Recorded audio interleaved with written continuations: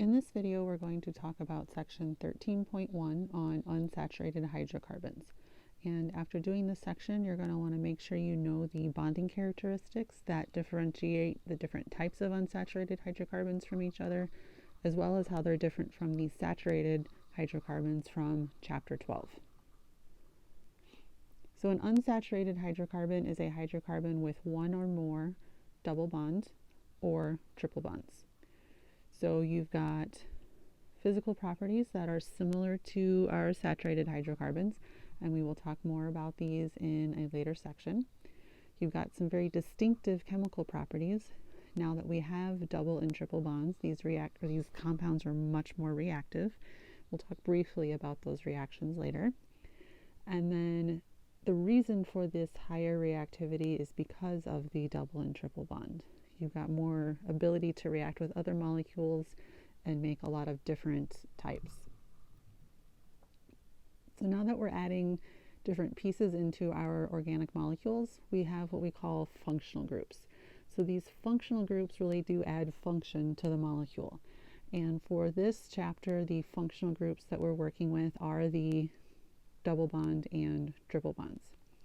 So the three groups we'll talk about are alkenes with carbon-carbon double bonds, alkynes with carbon-carbon triple bonds, and aromatic hydrocarbons, which have a very special type of bonding pattern, and the ones we're going to focus on have a six-membered ring where the double and single bonds alternate.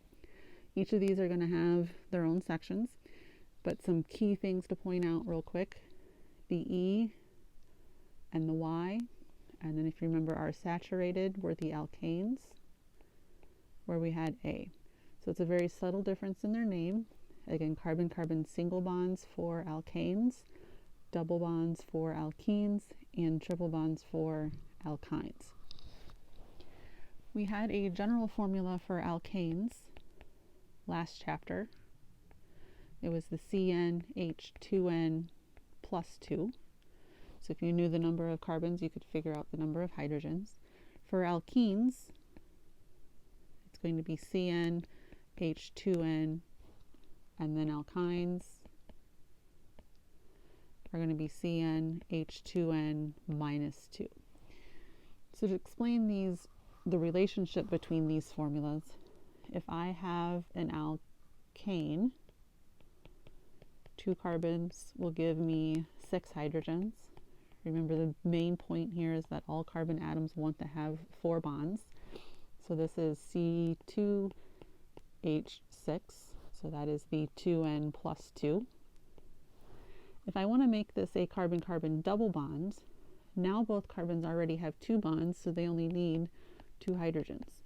So essentially I had to get rid of 1 hydrogen from each carbon to be able to add in that double bond. So there's 2 fewer hydrogens. So now we've got C2H4, which the general formula was the 2n. If we go to a triple bond, now there's only room for 1 hydrogen on each carbon. So we're C2H2, which is going to be 2n minus 2. Again, I had to get rid of 2 hydrogens to make room for the triple bond. So that's the relationship between these general formulas. So here's a quick checkup question. So go ahead and pause the video, read through this, and see if you can figure out the answer. So A, hydrocarbon, an unsaturated hydrocarbon is a hydrocarbon that has multiple bonds, which is true, but the general formula is not 2n plus 2. So A is not correct. B, a hydrocarbon in which one or more carbon-carbon multiple bonds is present. That is correct. C, a hydrocarbon that does not contain all of the possible hydrogens, which we just saw we have to remove hydrogens to make room for those multiple bonds. So that is correct. So your final answer is D, and that both B and C are correct.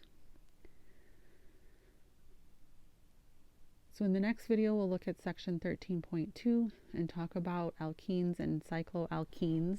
This is a typo, specifically, and get back to that generalized formula.